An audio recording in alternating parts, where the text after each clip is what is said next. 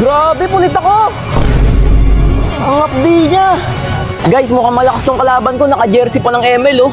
Mukha ko lalakas niya, idol. Galingan mo medyo malakas siya, nakita ko yung history niya kanina. Hirap na hirap ako sa nakalaban kong to. Isipin nyo, ngayon lang ako nagkaroon ng ganitong katapat na hero. Sa buong buhay ko ng pakikipag 1v1, siya lang yung gumamit ng carry sa akin. Hindi ko tuloy na paghandaan kung paano ko siya kakounterin. Early pa lang talagang pinahirapan niya ako ng husto. Pinilit kong sumabay pero pinagkait sa akin yun ng mundo. Sakit niya. Kung mapapansin nyo sa kanyang itsura, sobrang niyang kalmado. Level 6 na agad siya, level 4 pa lang ako. Kung nandito lang kayo mismo guys, makikita nyo yung coach ko, pawis na pawis. Kasi kapag natalo to sa bahay namin, agad siyang aalis.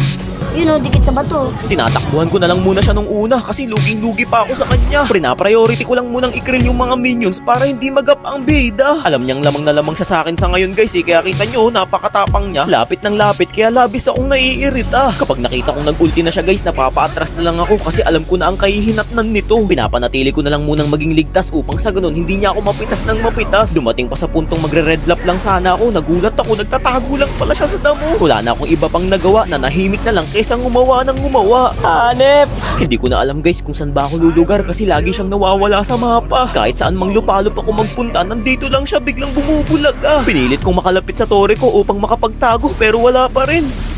Grabe, pulit ako!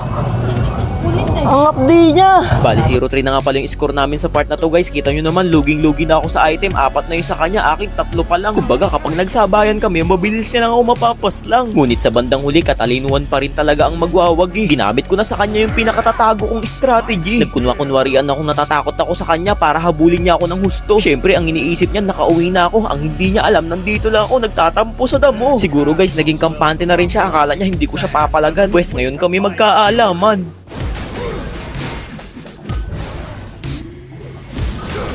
Woo! This one.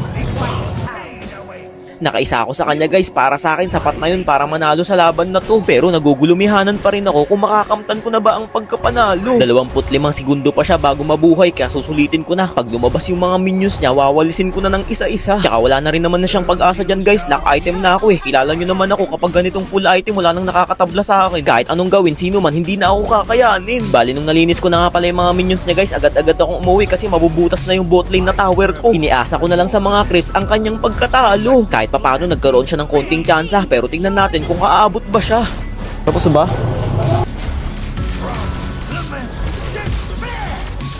Guys! Grabe, nakaisa lang ako. Lakas na ito guys. Nice game, nice game, nice game. Pili ka, finger sleeve o Shyrax? Shyrax perfume. Sana lang guys. Grabe, kahit umuulan di nila ako tinatantanan. Gagawin ka ba, boss? Pwede mo ba ako labanan kahit 1v1 lang? Taga-saan ka boss? Antipolo, dinayo pa kita dito, boss. Kahit umuulan. Oo naman, dadayuin talaga kita. Grabe, mukhang malakas to Walang ulan-ulan sa'yo boss Ulan to, wala kang kapote-kapote kahit tumulan bumagyo yan. Batak na batak to, Kalaban tara. na kita, boss. Tara, G. Grabe guys, kahit umuulan, hindi yun hadlang para dayuin ako ni Kuya. Galing pa ako Antipolo, guys, para makalabang ko lang si Jay. Hindi to maglalakas loob dumayo guys kung hindi malakas kaya sineryoso ko. Binigyan ko kaagad ng unang patikim para mabawasan ang aking pagiging kabado. Kinat ko yung mga minions niya para mapilitan siyang lumapit sa akin. Sa ayaw at gusto niya, kakailanganin niya akong harapin. Itutulak ko siya dyan ng sibat at magpapanggap akong natatakot. Pero pagbalik ko, ang mangyayari sa kanya ay kakilakilabot. Kapag ganyan, maghahanap ka na lang talaga ng pwedeng makamot. Pero sa kabila nun, makukuha niya pang makabawi sa akin. Ang ginawa niya kasi nagpabait siya para aking pasukin. Tapos biglang mag-uulti kaya nagawa niya akong pitasin. Gagi, wala bigla. Balak ko sanang kunin yung blue blood niya dito pero napagtanto ko parang mas matimbang kung siya yung buburahin ko. Natawa na lang ako dyan guys kasi isipin nyo ilang one hit lang akin na siyang napaslang. Kaakibat nun ang pagbawi niya sa akin at ang pagiging matapang. Bigla siyang nawala tapos nagulat ako nasa likuran ko na at nakawindyalan pa talaga. Sakit! Dahil dun guys napilitan na rin ako mag-build ng windchalat kaya lugi na siya ngayon sa akin.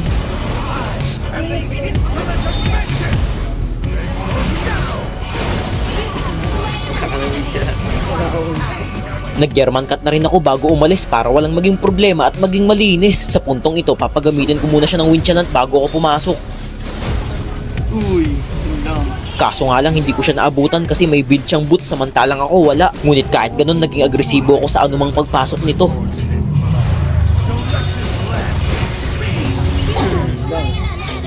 Yata, boss.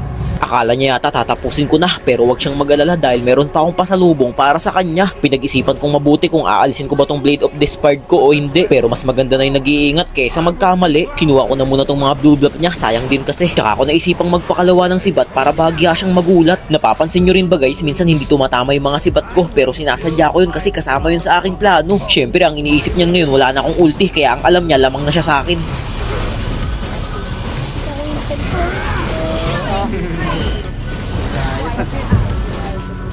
At ayun na nga guys, makakamtan ko na naman dito ang panalo. Palagi na lang bang ganito? Pero kahit na ganun, hindi naman sayang yung pagpunta dito ni Kuya kasi nakaharap niya ang nag-iisang bida. At least kahit papano na-experience niya kung gaano kalakas ang aking enerhiya. Bali ang standing ko na nga pala ngayon 180 wins, 0 losses pa rin. Sana kapag kayo na ang nakaharap ko, pala rin kayong ako'y talunin. Baka cheeky yan, tuloy-tuloy na to at hindi na mapipigilan. Nice game. Nice game. Guys, grabe na to. Sinalaro sa inyo? Ako boss, wawa sa akin kumoskog mo. O sa akin mo? Oo, tol. Tara, tara. 3,500 na kapag natalo niya ako dito plus skin. Ako si Baron, handa ako pala nung bala ng beya ko. Beatrix ang ginamit sa akin ng dumayo na to at totoo nga ang mga sinabi niya, lahat ng kanyang bala ay sa akin ipasasalo. Napakalupit nito mag-micro, tingnan niyo yung gagawin niya, sinundan ko pa kasi. Kala ko mapipitas ko na pero magugulat kayo at magtataka. Nabasa ko na agad kung paano siya gumalaw. Ang madalas niyang gamitin sa akin ay yung shotgun. Kaya ang ginawa ko, dapat hindi siya makalapit sa akin. Habang tumatakbo, doon ko siya pupuwersahing sibatin. Mamicroin niya nga sana ulit ako dito. Pero hindi na yun uubra sa akin ngayon, iho. Pasensya na kung nagulat kayo. Ganun talaga ako kapag ang galaw ay nabasa ko na. Susunod-sunurin ko hanggang sa kayo'y mawalan ng gana. Sa puntong to, sinusubukan niya ako kung kakagat ba ako sa kanyang plano. Ngunit dahil malakas ang aking loob, walang masama kung susubukan kong lumusog. Kahit sino mapapailing kapag ganung klaseng pagtaob. Dumating sa puntong kahit sariling blue bluff niya na akin nang pinagdadamot. Pinipilit niya pa nga makipag-agawan hindi niya alam unti-unti na akong umaabante. Ang masaklap pa nga yan, hindi niya na nga naagaw, nanganganib pa siya sa matinding pagkatunaw. Gusto ko mang patakasin yung sibat ko, di na mapigilan sa sobrang tulin. Pakinggan na lang natin kung anong kanilang sasabihin. Item pa pre. Napakasarap sa pandinig kapag ganito yung kalaban, yung nag-aantay na maka-item para makipagpalagan. Ngunit hindi ko na yun kailangang antayin pa kung ito ba talaga ang kanyang tadhana. Palagi na lang nangyayari yung ganito sa tuwing lumalamang ako. Yung tipong pinapasok ko na sa loob ng base. Napapalingon na lang siya sa kanyang kasama na parang gusto niyang sabihin na kaya pa niya. Subalit hindi kasi maaari yun kasi sa tuwing nakikita ko siya, lagi na lang tinatamaan ng sibat ko. Napapakamot na lang tuloy ako sa batok ko na kunwari Makati. Pero ang totoo eh hindi. Sa pagkakataong ito halos nasakop ko na buong kampon niya. Kasi tingnan nyo naman yung mga minions halos pag mamay-ari ko na. Hindi ko na rin masilayan kung nasan na ba siya. Pinapakiramdaman ko kung lalabas pa ba o hindi na. Pilit kong sinisilip kung nariyan lang ba siya sa tabi-tabi. Oras kasi na aking makita hindi na ako mag-aatubili pa. Pasok kung pasok kesa narito ako nagmumukmuk. Nagantay ako ng ilang segundo at ilang sandali pero mas ninais niya pang ngumiti. Nang dumating na yung mga minions ko alam kong magde-def na siya kaya sinipat ko na kaagad. Pasalamat na lang siya at hindi ko pinatama at pinasayad. Sa katunayan nga niyan, tinulak ko pa siya palayo para maiwasan pa niya ang pagkalumo. Maganda rin naman yung ginagawa niyang pagka-play safe guys kasi sa paraang yun nakakapag-build pa siya ng maayos. Kesa naman lumabas diba, baka malagunos. Napansin kong parang wala na siyang balak sa akin magpakita kaya napag-isip-isip ko, bumak na lang kaya ako muna. Total sa item pa lang, mas higit naman na lamang ako sa kanya. Labi siyang nabigla sa ginawa ko dito. Napapaaray na lang talaga lahat sila sa aking ipinadarama. Lalo na sa huling halakhak kong ipapakita. Kapag ganitong late game talaga ang lakas kong makahula. Tingnan nyo, sapul na sapul siya.